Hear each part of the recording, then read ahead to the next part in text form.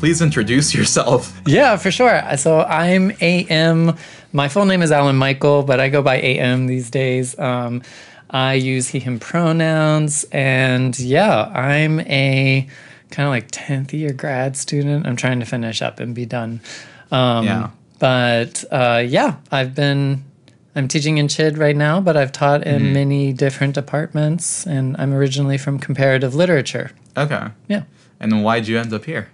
Or how'd you end up here? Oh, wow. You know, part of it, I think I said this once, I think in one of the meetings we were in, where I was like, it's been a kind of place of refuge, I think, in like, in part coming from other disciplines or trying to think certain things that they won't maybe make thinkable or allow to be thinkable. And so CHID, I think, is like a nice space to start to make what you want to make thinkable. So, yeah.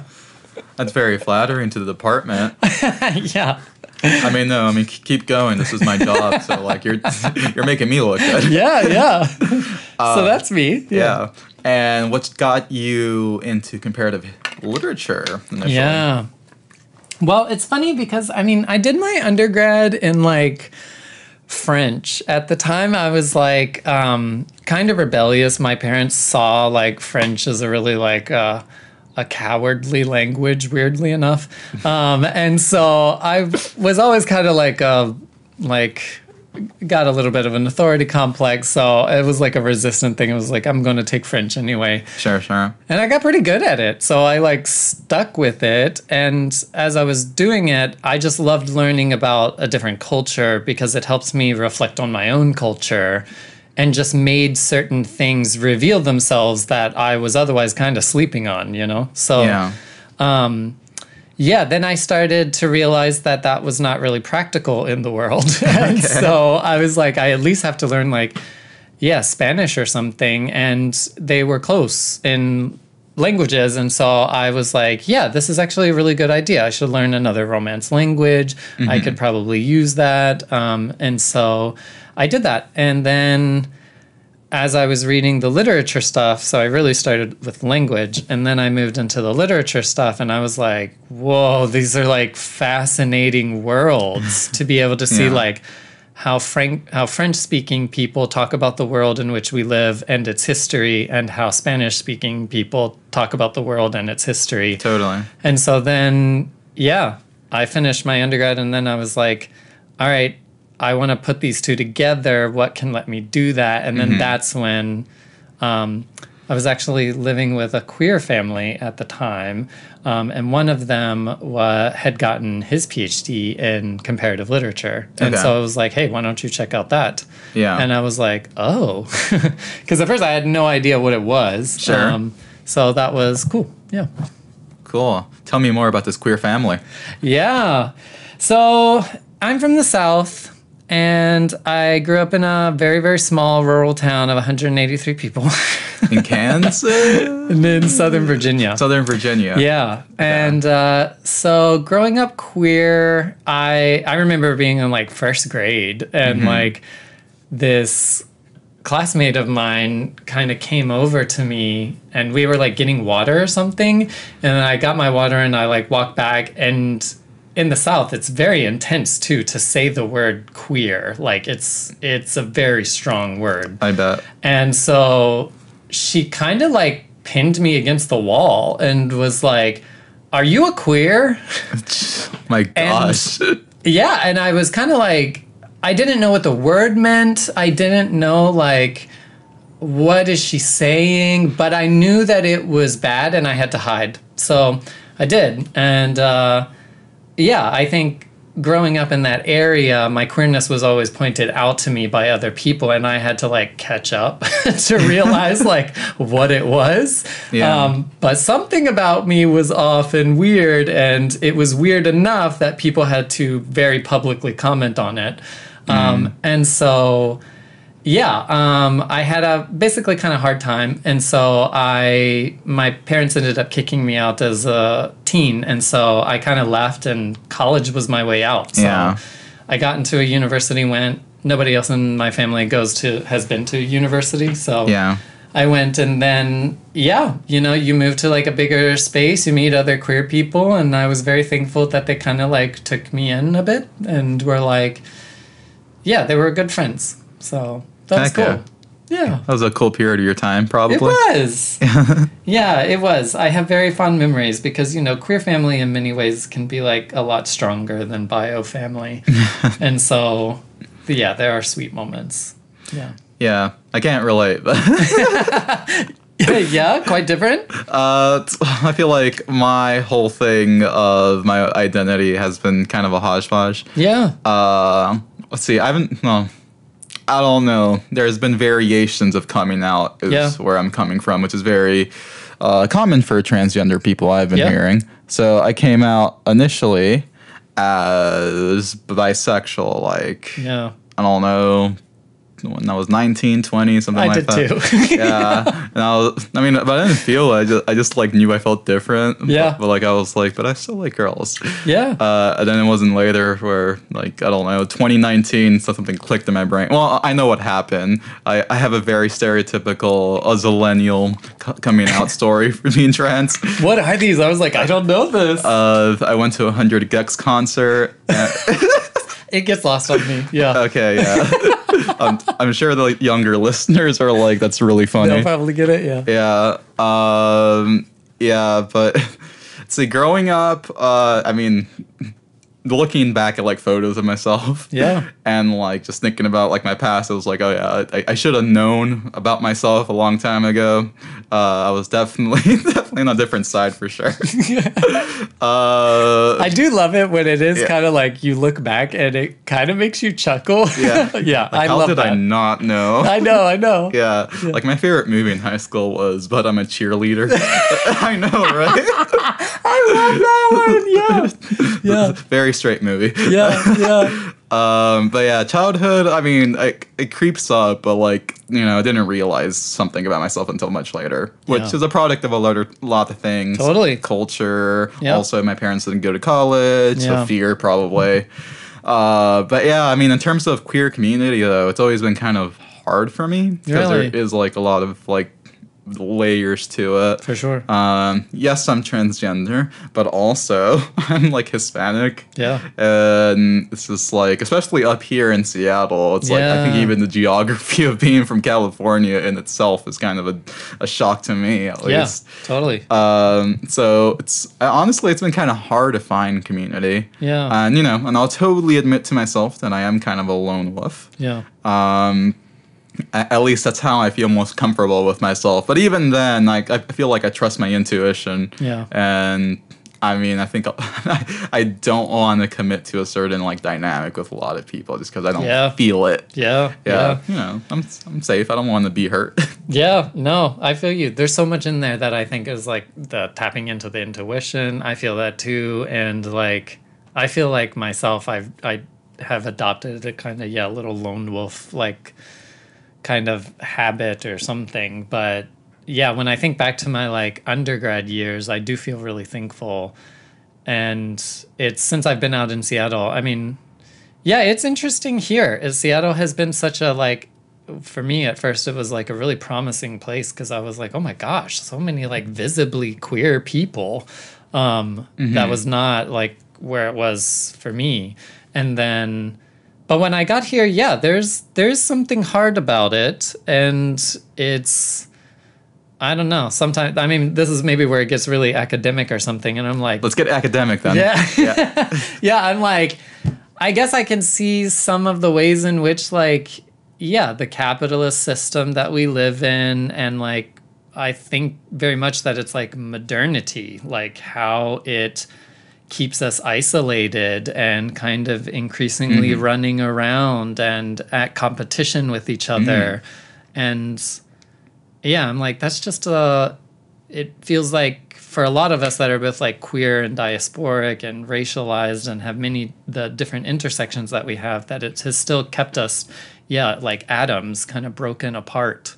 And I keep trying to think about ways in which to like create new senses of community in spaces that can hold them. But I think I have an answer, not an answer. I got a perspective on this. Please.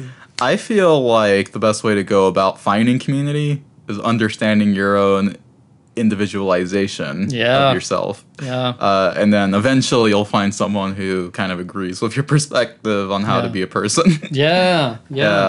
At least, I mean, because, I mean, like you're saying, there is a kind of a commodification when it comes to, in competition, and when it comes to culture in itself. Yeah. Like there is a certain culture capital when it comes to queerness in the U.S. Yeah, totally. And I definitely do not fit within that mode a lot of the time.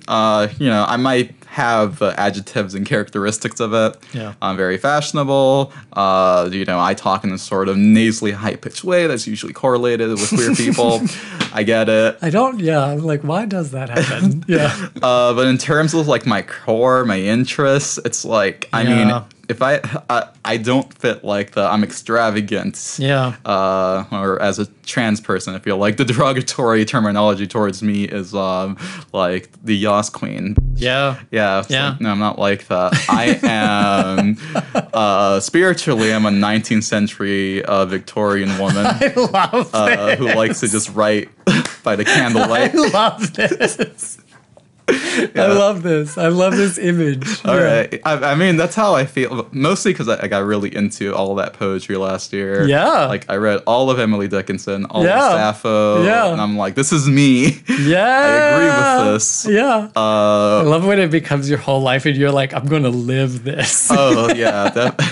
I'm really into romance academia. Ooh. That's my goth aesthetic. Yeah. It's not, I mean, I don't necessarily, I mean, it's queer, but it's very traditionally queer. Yeah. And I mean, I think a lot of people want very stereotypically queer. Totally. I feel you. Yep. Okay. Yeah. Please continue.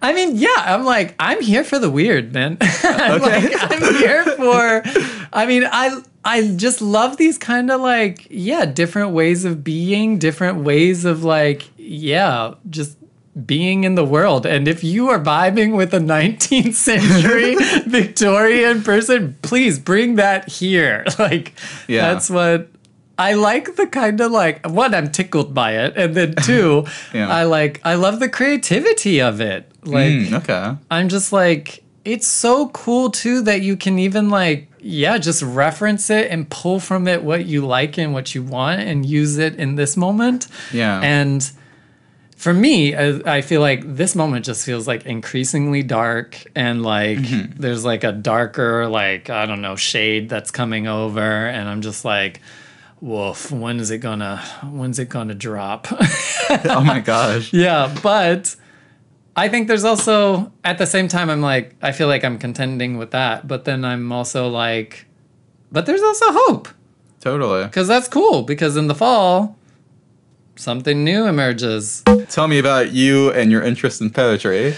Well, so I have to confess, poetry has scared the out of me since I was young, because I'm like, I'm a Pisces. I got a lot of Pisces going on in Pisces my chart. rising. Yeah. I'm Pisces rising, Pisces sun. Okay. Double. Yeah. So I'm like, very sensey. And I love being in like a poetry space. That is like, that's what gets me. And it's like, I literally experience like, there's some things that people can say and it makes my whole body tingle. Okay. Like, it's like, I can feel, and I love the kind of like riding the waves of the emotion in the piece. So I've like loved slam poetry. I had a boyfriend once who really introduced me to slam poetry, and we were all about it, kind of going to a bunch of competitions and things. And this is how I actually, when I first met Nikita Oliver, was through some slam poetry here in Seattle. And so that was really cute. And I started to like dip into a few other like small slam poetries here. There's tons of queer people and stuff. And it's just like a really cool space. Yeah. And so there's that part. Academically, I trained in literature, so I also have this like analytic brain going on, and so I've never really been like a producer of poetry or like one who actively will go out and like look for written poetry to kind of read. I love the performance piece of slam poetry. But yeah, I've been trained in this kind of like long history of thinking about like poetics in like a critical way about like what I really love is thinking about like, yeah, what were the forms of like making art that people deployed in the ancient era in various locations that was kind of like politically charged. And I'm very into thinking about like how do those forms of poetics really expose power, like how do people respond to it, etc. And so yeah, now I've kind of like inherited this course to teach, and so I kind of wanted to like blend those parts together. And I also feel like I'm coming around now as like I age. I realize like I'm what was honestly quite scary at first because poetry can be so really intimate. I was really nervous to just interpret it in class sometimes. Sure. And so now that I'm older and I've read a lot now, and it's cool to return to certain things that I was kind of afraid of at first and maybe didn't have a connection with, but now I read it and I'm like, woof. Like it just hits and I'm like, all right, this is cool. It feels like I'm in my own, like, I'm coming around on a new cycle right now of like re-experiencing some things. Sure. And that's quite lovely. So it's always nice to revisit media, isn't it? Yeah. Especially poetry. I was also very scared of it for a long time. Oh yeah. I find this, a lot of people are always like, well, it's like it's all about introductions, right? Yeah. So the way I feel like it's introduced, especially at a young age, is usually very family oriented stuff, I would say. You know, personal trauma, strong personal trauma, I would say, is what a lot of, at least in my literature program, a lot of academics tend to gravitate towards. Yeah. And that's not usually what I like reading. Yeah. I mean, I am just a very sensitive, introspective person. Yeah. So, like, I gravitate to, honestly, I would call it kind of pop poetry. Well, not like super pop poetry. Yeah. Not like Milk and Honey pop poetry. But because I'm not into that, and nor am I gonna get into it. But just kind of like, oh, this is obviously about this person's feelings about someone, dissected in a very beautiful way. Yeah. I like to read this. It's not, you know, it's not throwing a lot of colorful grotesqueness that honestly I'm not very much interested at the moment. Yeah, yeah. I'm very much interested on how this person describes being in love. I'm very much interested in how this person describes heartbreak, loneliness. Yeah. I spent the last summer reading Swedish poetry. Yeah. Swedish women are so sad. Yeah. All they write about, and they also write a lot about Seattle and like being alone in Seattle. Interesting. I wonder what's that connection. Scandinavian. Yeah. But I really liked it, probably because I do live in Seattle. Yeah, for I sure. Like to, a little connection. Motifs, forests, rain, moons. It's a very romantic. Yeah. Totally. I'm not into more tragic forms of it at the moment. Yeah. Or more avant-garde. Yeah. Maybe later in life. Yeah. But this is my introduction. This is how I'm getting into it. Yeah. And like, I don't know, I feel like there is kind of a problem with certain I don't know, ways of viewing what should be read. Yeah, I agree with that. I think Google is a good like resource for this. Type in poetry submissions. Yeah. A lot of them are like ran by like a group of white dudes who think that they're so smart. Yeah. And it's just like, yeah, this is the kind of stuff I don't like. Yeah. Because, like, it doesn't hit me right. But it does take that one that, like, I'm just like, oh, wow, this really spoke to me in a very cerebral way. Yeah. To me, it was also this summer. Kjell Jorn's Swedish poet. Yeah. In the Big City. It's all about him having lunch in Seattle by himself and just describing, like, the whole scene. And it's just very isolating. But at the end of it, he's like, I'm glad that at the end of the day, I have something in my belly to keep me company at night. Wow. Interesting. Yeah. I'm like, where was this, on Cap Hill? Yeah, Cap Hill could be kind of lonely sometimes. Yeah. So that's kind of where I'm at. I'm not sure what your interests lie at the moment. I'm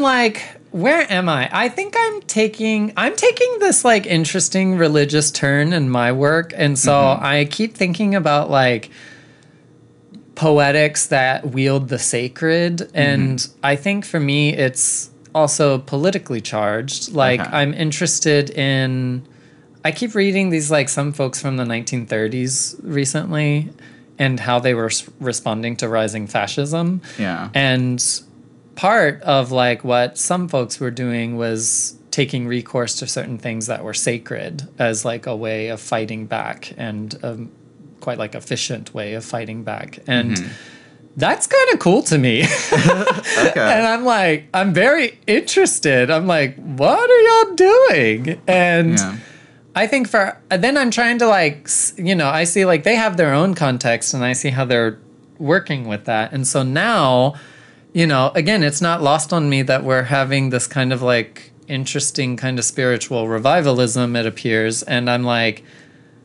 we could be wielding the sacred too in an environment of increasing fascism. Yeah. And so, I'm really interested in that. And I'm interested in, I think, these folks that are trying to theorize perhaps like poetics now, and working with, I think, pretty like radical poets and seeing what they're doing. These folks who like, eschatology is a word that keeps coming back to me. Please define. Like, it's not related exactly to the Christian tradition, but it happened there, like one branch of it. But eschatos is the end. So, and ology is the study of the end. So these are the folks who are typically like studying the symbols of the end of like the Roman Empire. Okay. And so, I keep thinking now, like, I kind of see these like necro phenomena, like manifesting more and more when I think about coronavirus. Like, we literally just kind of went through a planetary kind of genocide in a way.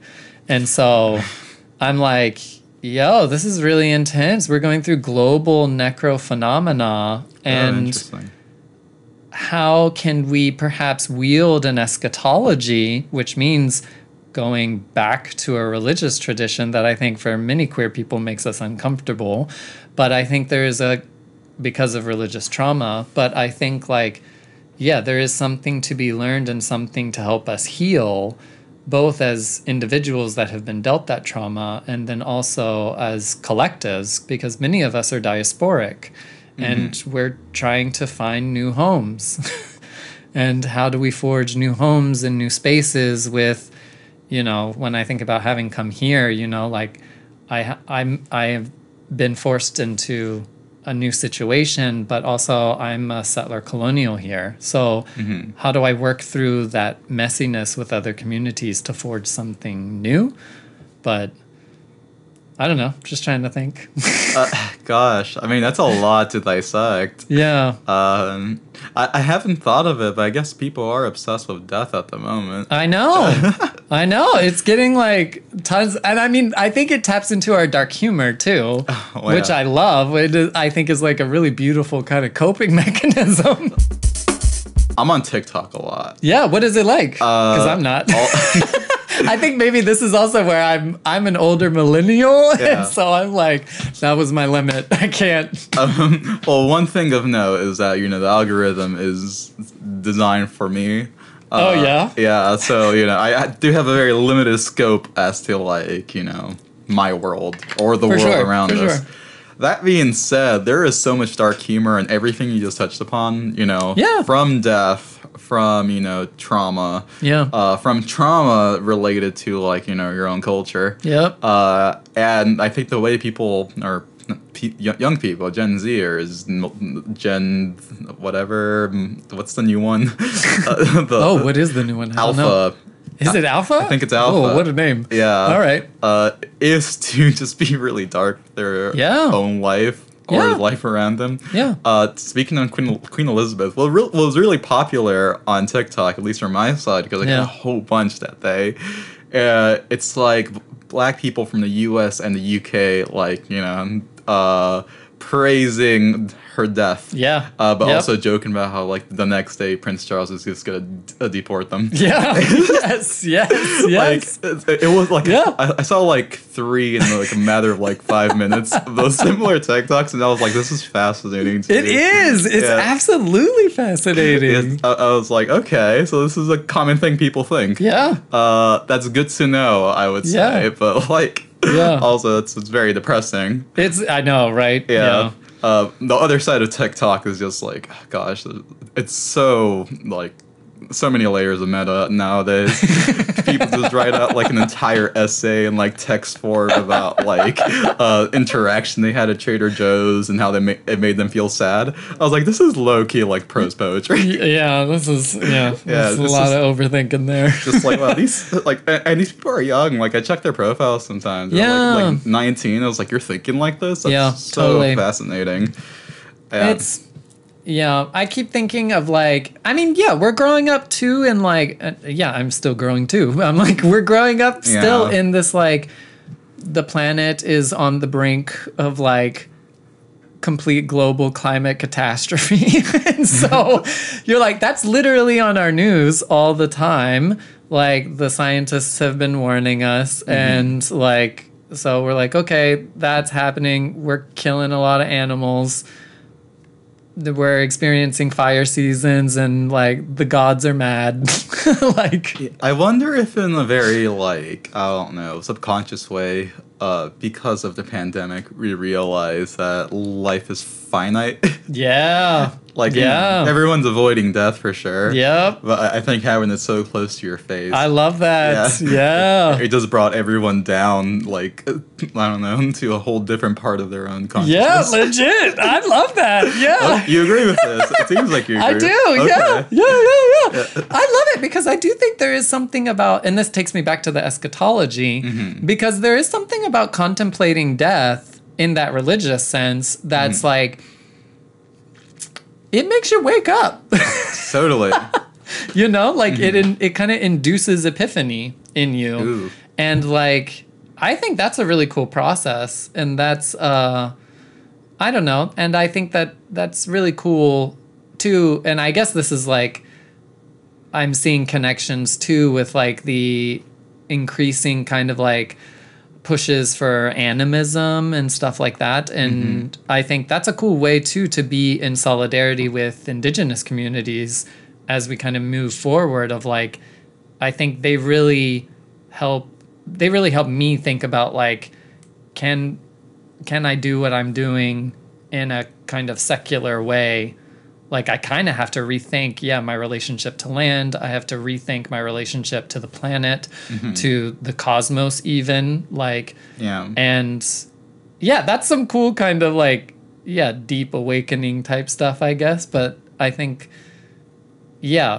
what the empires, at least of Europe, did and what the U.S. has done, I think has really disconnected us intentionally as a way of control. But I don't know. It's a cool way to kind of facilitate that. Gosh. Yeah. I feel like, first I'm going to acknowledge this is a very depressing topic. Yeah. But, I'm very hopeful, actually. No, I mean, me too. But, I mean, the way we're talking about, like, I don't know, living in current age is very post-apocalyptic. Yeah. To some degree. Totally. At least in my mind, as you were saying all that, what I was picturing is just kind of like, people are divided into, like,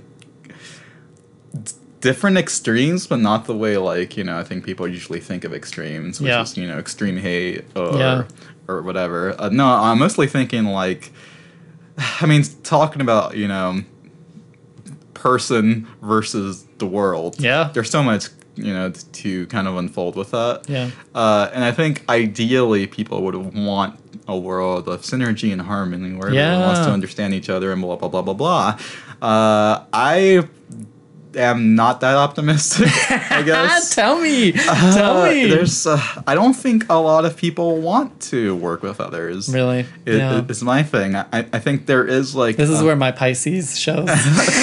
Well, I mean, I don't think it's... This is where my Capricorn sun shines. But like... I mean, the only way I could think about it is in terms of, both race, gender identity, and sexual orientation, I would say. So I'm going to touch upon all of those three. But in terms of, like, my own race, I know a lot of people in, like, my own, like, family who, like, they're still, after years and years of living in the U.S., just, like, afraid to even confront, like, other cultures. I know, and this is like a super common thing even for people like around my age if they weren't exposed to a certain like social realm around them. Like it's super difficult, and those kind of things show up in adulthood for sure. Especially in older generations. And I mean I think in the individual's mind, like. For example, like probably like my father's mind, he thinks he's in the right because he's like, oh, but a lot of trauma because of U.S. white people, blah blah blah blah. And in my mind, I'm like, true. Why aren't you going to talk to other people though? It's like my thing. Like, it's like an easy out on my end. But also like. You kind of have to try. Like... I mean, I feel that, though. And, I mean, I also feel like a lot of infantilization when it comes to, I don't know, a discourse when it comes to race and even just identity in general. Really? Yeah, totally. I mean, how can I put this in terms of, like, my own experiences? I feel like I have some very superficial power sometimes. Because if I wanted to, I could easily pull like a very like trans Hispanic card. Not even, but I mean, if I want to be even more particular, trans Salvadorian person card. Like minority gender, minority Latin American ethnicity. But I mean, I don't do that often because one, it doesn't give me joy to bring that up to people. For sure. And two, I mean, I feel like I just get like, I don't know, the most I get is like an apology circle from a bunch of people and not an actual like wanting to understand who I am as a person. Like, I mean, respect my pronouns all you want, but I still feel how you treat me. 100%. Yeah, so it's just like, and that goes both ways. For white people and non-white people. For cis people and non-cis people. It's just like, if you're not willing to try, you're not willing to try, and you just have to admit to yourself that. And I mean, and I don't think it's controversial to say that people with a lot of trauma probably aren't willing to try sometimes. For sure. I don't know how we got here, but I'm not sure if you have any input on that. No, I mean, there's so much of what you're saying that I'm like, I feel that too.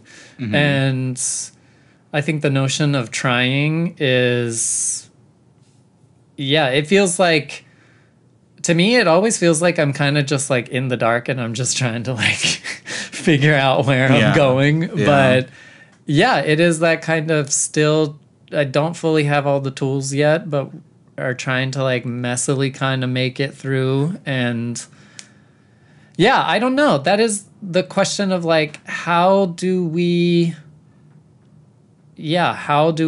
try to work together? I don't know. This is where I'm like, I think I lean on my like Piscean self here where I'm kind of like, I still sit in an optimism and I try to figure out how to synthesize. And I feel like this comes out in my teaching a lot of trying to like, all right, I've got 24 new people that are very different.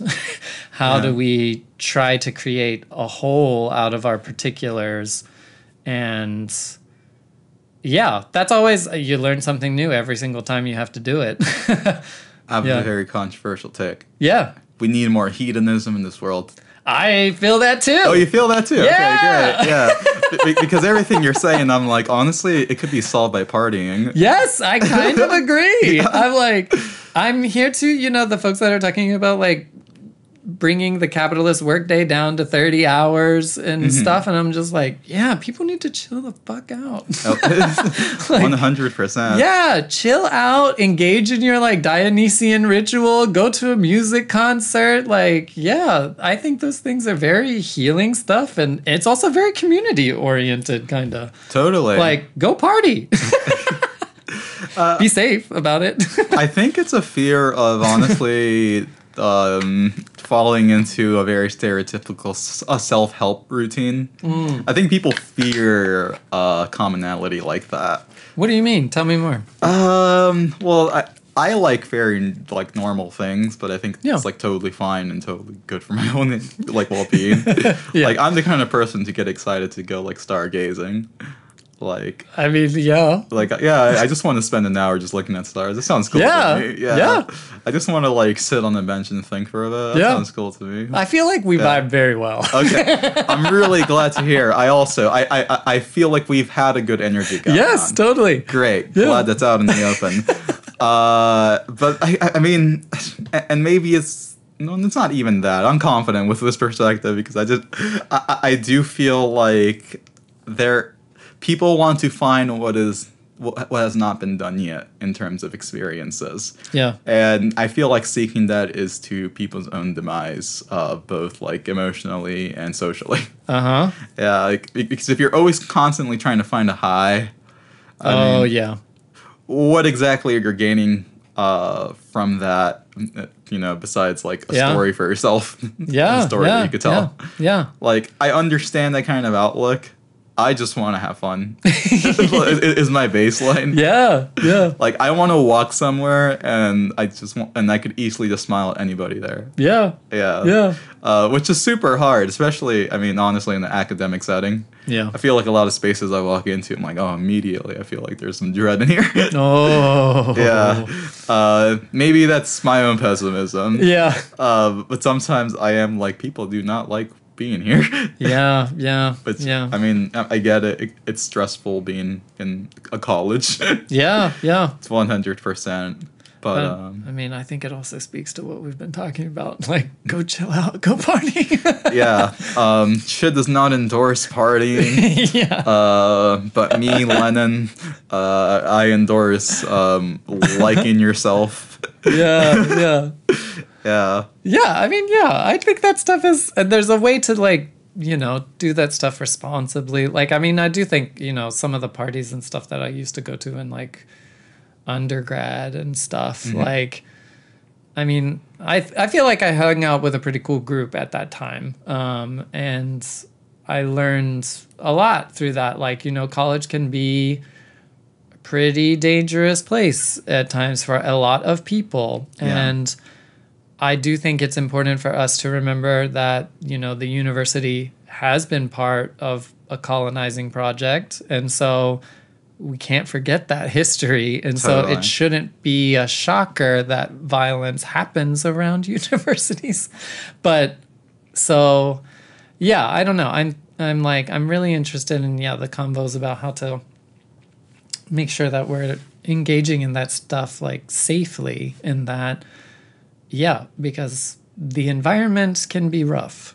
Totally. So, and I mean, it's also just kind of your own definition as to how to have a good time. Yeah. I mean, when I say partying, honestly, totally, right? Like, honestly, what I have in my mind is like a close group of 10 people watching Netflix, drinking tea, and I love that. It's giving me the very 19th century Victorian. I mean, this is the kind of people I seek out. Yeah. Like, I mean, I like going. Will you have me over for tea? My space is not that big. I mean, okay. Oh, wow. You see? I mean, I don't mind. I didn't mean like I dismissed you. Oh. I was just being honest. I mean, if you want to come over, sure, I could get some. I'm here for the experience. I'm here for the 19th century Victorian experience. Okay. That's what I want. Okay. Maybe we could get a friend group going. All right. Yeah. Is that good? No, I mean, I would like to hang out with you, and I'm saying this on the air, and I'm keeping this in the final edit, all right? I'm making a promise to myself. I love it. This is what we're doing. I mean, I just want positivity in the world. I don't know. Same. I feel you. Yeah. Okay. So we've been going on for 50 minutes. Oh, wow. I know. We've just been talking. I thought that was cool. That was cool. Though an hour is my limit because I do have to edit this and do have work. But do you have any other things you want to talk about for the next 10 minutes? We can probably like close it up, I guess. Okay. But do you have a idea for that? I have a closing question. Sure, let's do that. What's on your playlist currently? What is on my playlist? Oh no, this is gonna reveal a lot. Wow, Lennon, you're putting me on the spot. I'm obsessed with music, obviously. Yeah. Okay, man. Oh man, this is embarrassing. So I'm very, very Piscean. I love being like in an escaped like dream world, like space, super imaginative. So I love kind of music that just lets me daydream. Okay. And so my first one is Bonita by Isabel. Yeah, it's just Isabel. Yeah, this is... Okay. Very kind of like atmospheric type stuff. I like this album cover. It's pretty cool, yeah. Yeah. Here's an... Oh, go ahead.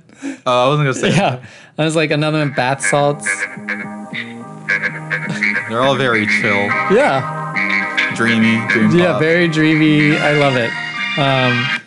Cappuccino by Chen Cheng Lin. This one's really nice. Kind of ambient, this one. Yeah. It's very calming. I like the like soothing. As this one's nice when you like go take a walk. This is what I play when I'm doing work, for sure. Oh, very nice. Yeah. Yeah. Yeah. Okay. Yeah, so those are kind of what's on mine. Cerebral, daydream, ethereal. Yeah. Lost fish. Lost fish. In the ocean. Some longing in there. There's some longing. There's melancholy. Melancholy. Okay. Okay. It's always interesting for me, like how people like show their emotion via their music taste. Is it? Yeah. Yeah. I mean, for contrast, I was like, please tell me, what's yours like? I've been listening to Ride by Food House, which... Oh, yeah. Are you aware? Oh, maybe not the specific one, but I know Rye. Oh. So it sounds like this. Ooh. Yeah. I'll let it play for a bit. I'll insert it here, maybe. Yeah. Ooh, that's nice. Yeah. So, hyper pop rap. I mean, I'm into that. Yeah. Totally. I am also a pop punk head. Oh, this is right. You were playing it the other day. I was. Yeah. My favorite genre. Yeah. I've talked about it on this podcast too. Like, yeah. I have so many thoughts. I have this playlist called Love in the Age of Melancholia. Oh. It looks like this. Oh, I love this. I want to follow this. Oh, okay. Yeah. Follow me on Spotify. Yeah, so a lot of Blink-182 as always. Oh, man. Yeah. Ooh, Spring Awakening musical. Yep. Man. So damn I good. feel you. Yeah, it's so good. I'm not going to play any of these, but yeah, Love in the Age of Melancholia. Follow me on Spotify. Yes. All right. Yeah. I'll get it. Yeah. Cool. Yeah, so that's on me. I like to dance, so a lot of music that just kind of makes me hype up. Yeah. I mean, I like ambient stuff, but it's more like of a technical thing for me. Yeah. Like it's more giving me inspiration. Like, oh, what kind of cool sounds could I make on my computer? Yeah. All right, cool. But when it comes to just me, my own time, anything that's like kind of aggressive, honestly. Uh-huh. Yeah. It's Cool for the Summer by Demi Lovato. That's always in my rotation. Yeah.